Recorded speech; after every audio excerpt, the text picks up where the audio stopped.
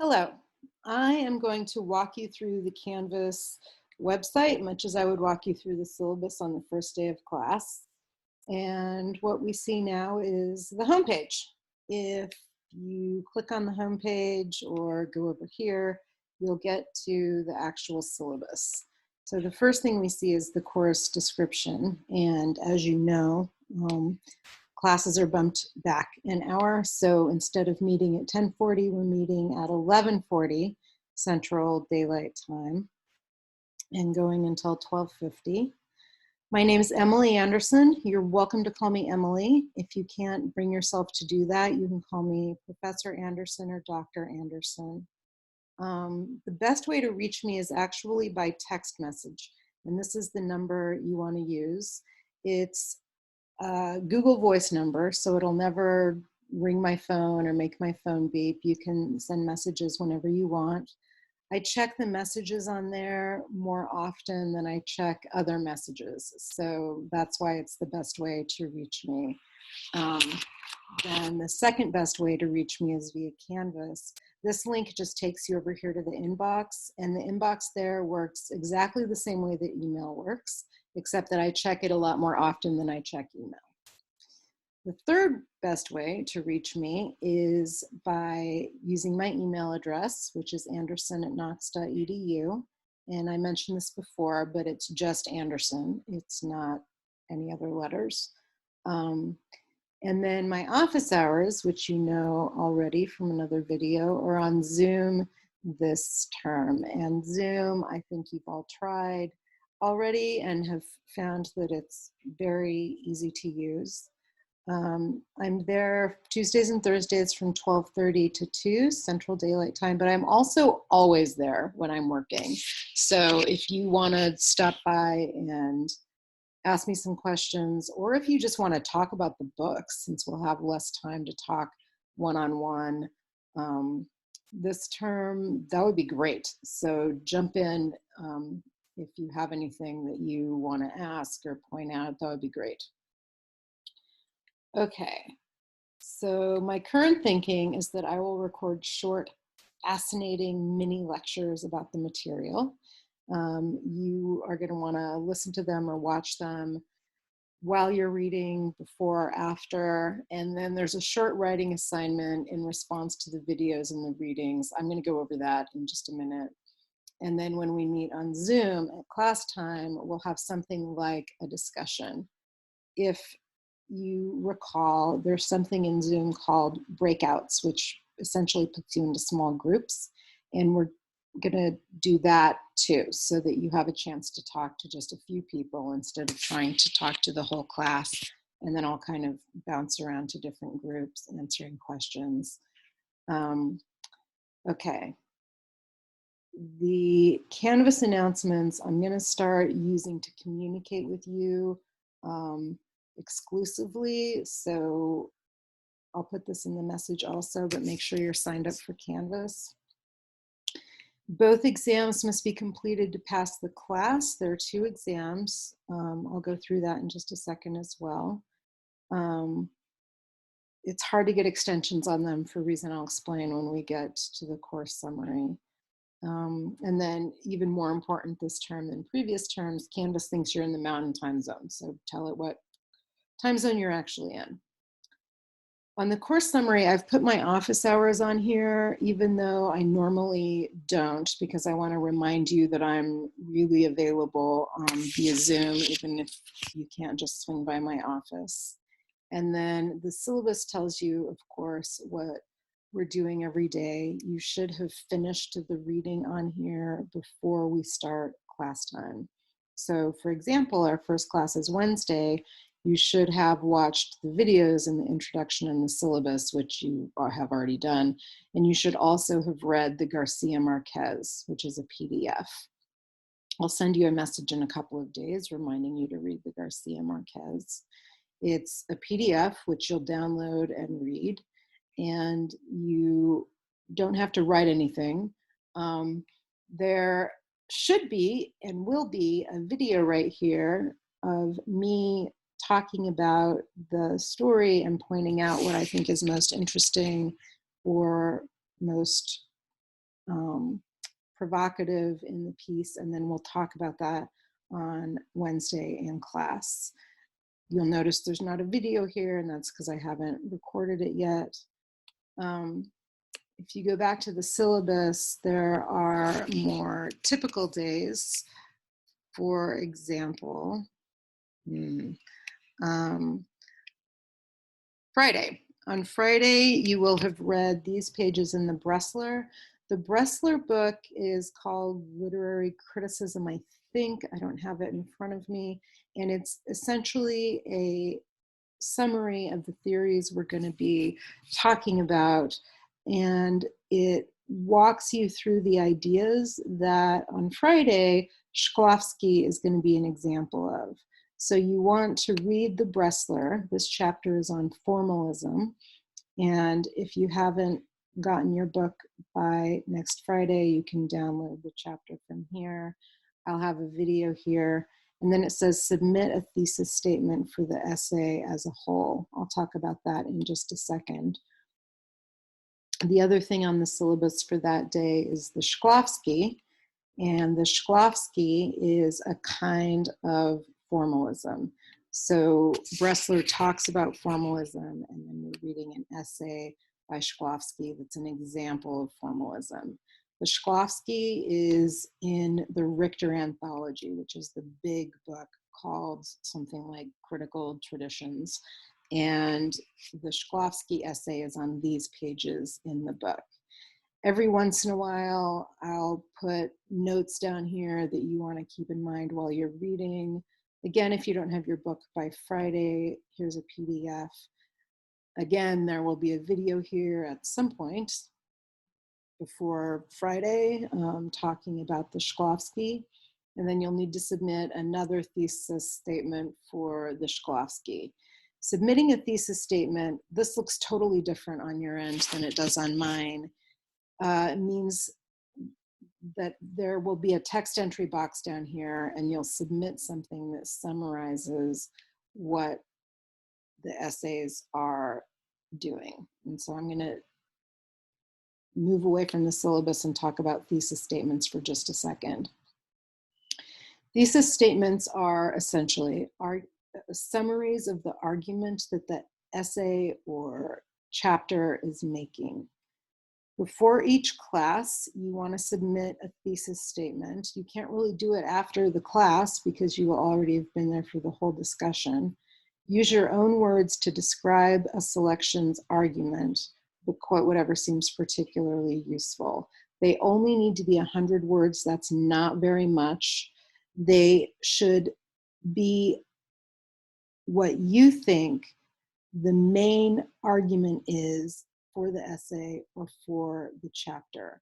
Some of them are easy to write. Others of them are really hard to write because the reading is really involved, and I know which is which, so I take that into account. I'm grading these terms according to whether they're complete or incomplete, and that means that should take some of the stress off of you, I hope. But just for examples, the marks or the grades I would typically give followed these criteria, and examples are below. If you get a complete, it means that your examples are sort of like this. And if you get an incomplete, it means that your statements are something like this, or that you just didn't do it. So attend to what kinds of things I'm asking you to do in the thesis statements, particularly to make them as helpful for you when you're studying for the exams, which brings us back to the syllabus. So for every day that there's reading, the first is, okay, so then we get to Coleridge, which is a poem. And then we get to Wimsatt and Beardsley, which is another example of formalism, what this chapter in Bressler is about. And then we get to Bressler, who's here talking about reader-oriented theories, and an example of a reader-oriented critic, Stanley Fish. Then we get Bressler talking about structuralist theories, and Saussure, who's an example of a structuralist critic. I'll point out now that if you miss April 10th or April 13th on Zoom, you should come talk to me in office hours a lot, because those are 2 days that if you miss them, just it turns out the rest of the term is going to be hard to understand. The other 2 days for which that's true are April 17th and April 20th, where we get to post-structuralism. If you miss those days, it's just going to be hard to understand the rest of the class. The first exam is due on April 24th. You take it at home. It's open book. Obviously, you take it at home. And it lasts for just a bit over an hour. I think it's easy. We'll talk a lot about studying for it and how much it affects your final grade. I can go over that in a second. The final exam is listed on here as being May 30th, but that's a guess. We're waiting to hear what the exam dates and times will be, so I don't actually know when the second exam will occur. It too is only 1 hour, and it's on only the second part of the thesis of the term. Okay, the thesis statements are worth 30% of your grade, and given that you are shooting for a mark of complete, that should be reassuring. The exams are worth 25% each. Participation is worth 20%, and that's participation in the Zoom meetings and in this other place that I'm about to show you. This should be reassuring to you in terms of grades. And we can talk more about that if you have more questions. Over here under details and policies, we get to some details and policies about the class. And one of them is just a list of course materials. There's the 2 books on here that you already have. But I'll click on this anyway because there's another book that was recommended. And if you looked at the site on the bookstore, you will have seen it. The Bedford Glossary of Critical and Literary Terms is my favorite, but there are any number of books that do the same thing. I'm sure you can find some for $1.50.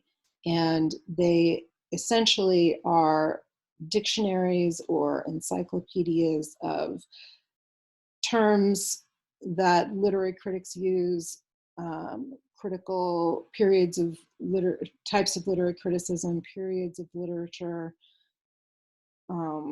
critics themselves, and it's extremely useful for anyone who might be an English major at some point. So consider getting one of those. These 2 you know already. If we go back to details and policies, there's 2 other things on there that you can read, and I'll just assume that you will.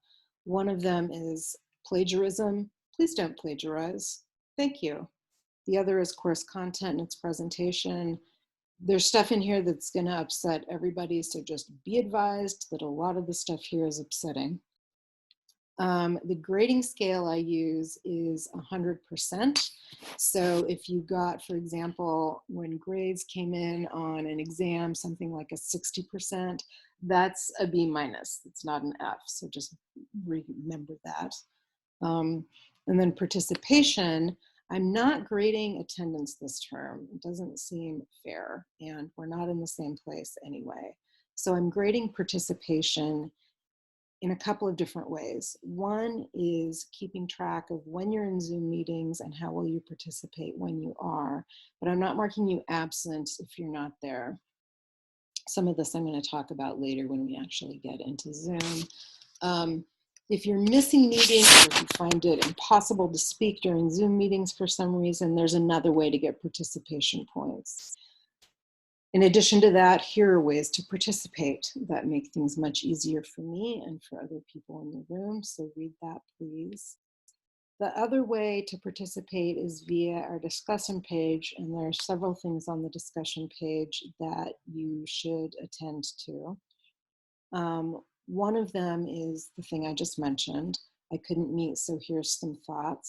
I have this broken down, although I did this there's no reason to have it be broken down like this, but I happened to break it down into the chapters, first 4 chapters that we're reading in Bressler. If that works for us, great. If it doesn't, we can organize it differently or not organize it at all. Okay, so use this board if you want to increase your participation grade. I'm just going to keep an eye on it, who's writing, what kind of thing you're writing, and that should be helpful for people who have a hard time meeting the Zoom meetings. The second and third and fourth things on here, oh my God, and fifth.